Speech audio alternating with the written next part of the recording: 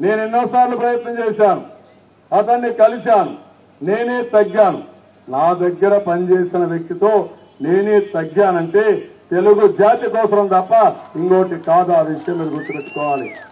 ఆ ఉద్దేశంతో నేను కలుస్తానంటే కలవకుండా కడాన మీరు చూస్తే కలవకుంటే పోయారు, పర్వాలేదు, మీరు కాంగ్రెస్ తో కూడా పొత్తు పెట్టుకోకూడదని నాకు ఆదేశాలు ఇస్తాడు. తమ్ముళ్ళు ఏమనాలో నాకైతే అర్థం కాల.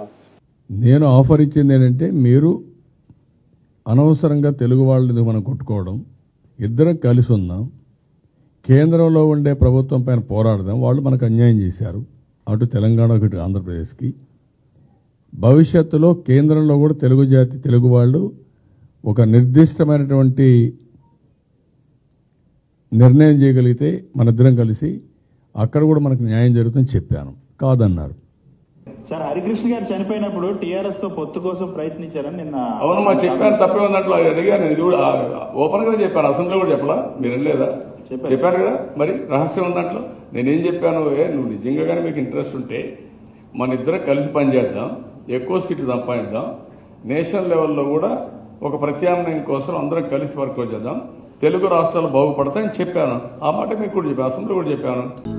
హలో, మిమ్మల్నే యోయో టీవీ యాప్ డౌన్లోడ్ చేసుకున్నారా? ఇంకా లేదా? మీ యాప్ స్టోర్కి వెళ్ళి వెంటనే డౌన్లోడ్ చేసుకోండి.